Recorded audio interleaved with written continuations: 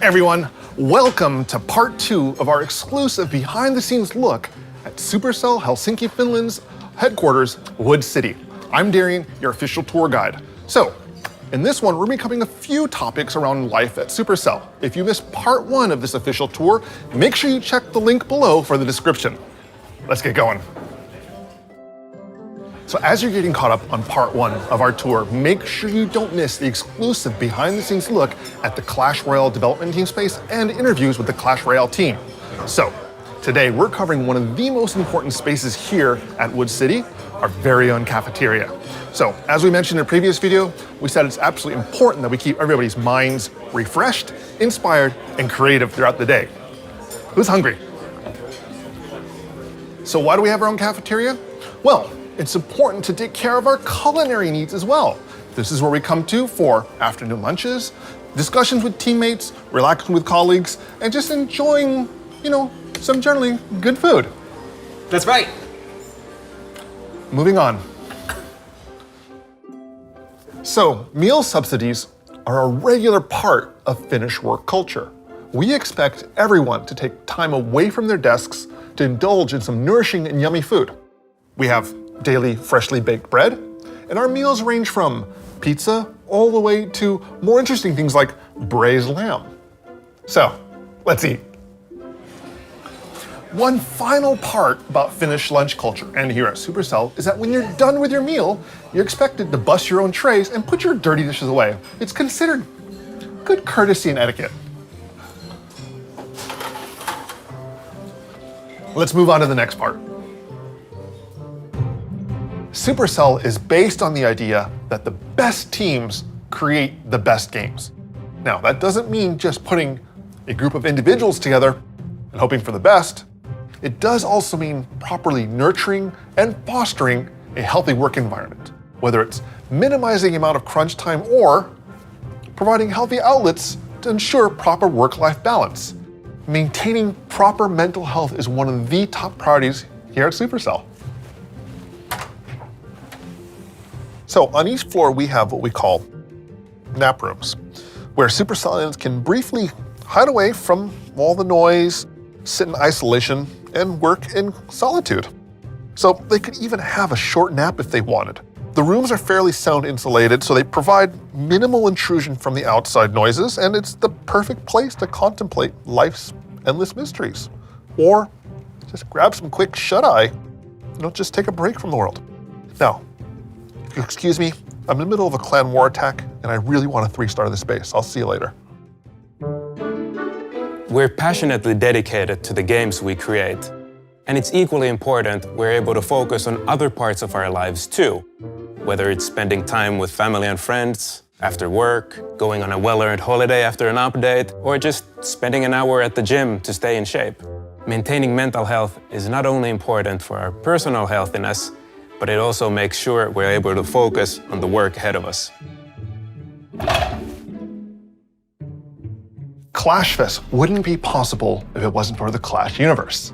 That all started 10 years ago with a game that united players from around the world, formed clans, and battled for victory with archers, dragons, barbarians, and more. And this is where the magic happens.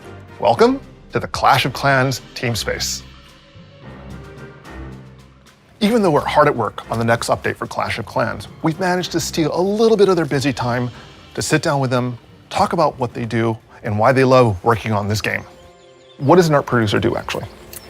Kind of a general purpose problem solver. So I just listen to the team, figure out what they're having problems with, and try to help them fix it. And what are you currently working on? Right now, it's a lot of organization of outsourcing for external partners working on cosmetics. So kind of streamline that. We're trying to move some of the more tedious stuff that we do for the team and push it out to some of our external partners.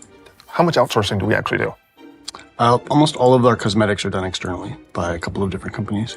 How does that pipeline work? Like, if you can explain what that process is like. Well, we do some concepts internally, and then we send those out to them, and they do passes on that, slowly work up the 3D models until there's something that we can release to the game. Then we take them back in, and we polish them, we do some animation, we do like effects, and integrate it into the game so we can play it in the build, and then we release it. What's the timeline usually like for these? From concept to delivery. So, like scenery takes us about a month from concept to completion, and characters about 6 weeks. So what exactly does an animation artist do? Okay, so it starts from the concepts, really. We're working with external partners, and we're also working in-house. So we're having meetings with them. It's just giving them feedback from an animation standpoint, just to see everything looks good. When it comes to animation, because a lot of our characters, especially the heroes, have a lot of drapes. 3 of them have capes, and the accessories that they have. So we want to make sure that we can showcase as much as we can. So how do you animate characters? Well, I generally start with video referencing myself once I have the concept. I video reference myself, and then I bring it into Maya, and then I start blocking, which is just step mode, just to see how the poses are looking, and then from there I kind of spline it and go from there to polish, really. And it takes about, I would say, a week and a half per skin. And how many skins do you usually work on at a time? Just one at a time, though, and it maybe about 2 weeks, and then I go on to the next one. And we're also working with external partners, so they're also helping us out animate. What is technically the most difficult part of animating them? I guess I would say just to keep things interesting. Just to keep things interesting on the skins and the ideas is what I really emphasize on, just to make the player experience as fun as possible. So, which we've been trying to do now recently, so with the new skins that are coming up. What do you think is the most rewarding part of seeing your characters animated? Yeah, I would have to say that it's the community's reaction that you get to see, that we hear from the community managers. It's really rewarding to see players enjoying the characters that we're animating, and that's what we're trying to do, make it more fun for them, So what exactly is a game artist? He's a guy, a girl, who does all the in-game art content. So buildings, characters, effects. It's a broad area to work on. So what parts of the game have you worked on? I worked with basically every part. Currently, I'm working on cosmetics, just adding a final touches for the Clash Fest scenery. And mostly I work with the characters, some buildings, effects, and stuff like that. It's just basically everything. When designing upgraded buildings for Town Hall, how do you take a previous one and turn it into an upgraded one?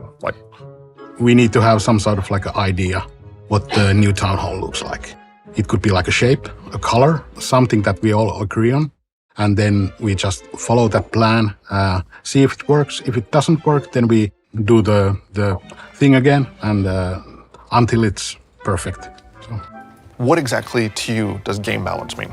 Find a balance where the casual players are able to feel good in their attacks. It seems possible for them to get a 3-star from base sometimes, but at the same time we have to keep the more involved players in mind, and we cannot make the game too easy for them. So we cannot make the 3-star attack a walk in the park, but we need to make it possible for everybody.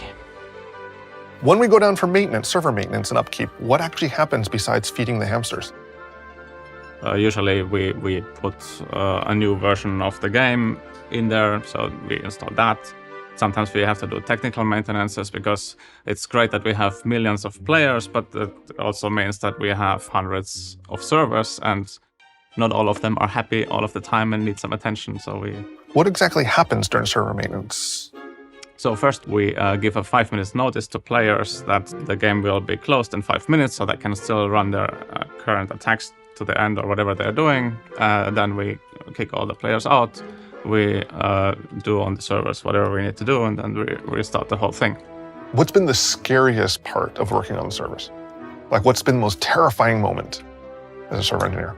I think the most terrifying moment is always when you do some modifications on the database, and because you don't want to accidentally delete something, and then everybody who has been playing Clash for 10 years is like, oh, where's my game?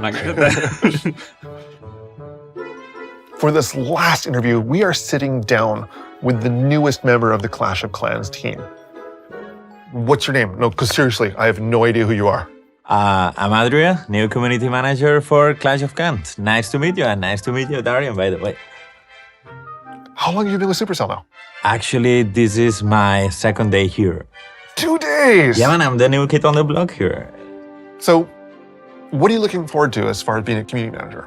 I hope to be able to be a bridge between the players and all the community and the developers team and Supercell, basically. And what about being a community manager excites you the most? I would say being in the middle of lots of teams, interacting with the players on social media or with content creators or with fellow community managers who are more experienced and probably they know a lot more than me. So I'm here to learn from you and you're my teacher here.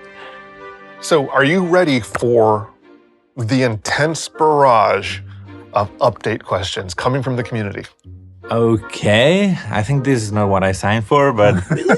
It is exactly what you signed for. Okay, yeah, I'm ready. I'm ready for everything that you want me to participate in. One last question. Once you're up to speed after only being here for 2 days, are you up for doing a Reddit AMA? Yes, okay, that's a cool idea, yes. You heard it. You heard it here, Clash community. We're gonna throw this guy right into the heat, deep into the heart of the Clash community. As soon as he's up to speed and up and running, we're gonna do a Reddit AMA with this guy, just so you can get to know the newest community manager. How's that sound? Sounds perfect, man. Thank you very much. And welcome to the team. Thanks, man. Thanks. And that wraps up our tour of Wood City. Thank you for joining us. We hope you enjoyed this exclusive tour of the Helsinki office of Supercell. And we hope you've enjoyed the festivities of Clash Fest. We're so happy that we can once again host an event with our players, fans, and content creators.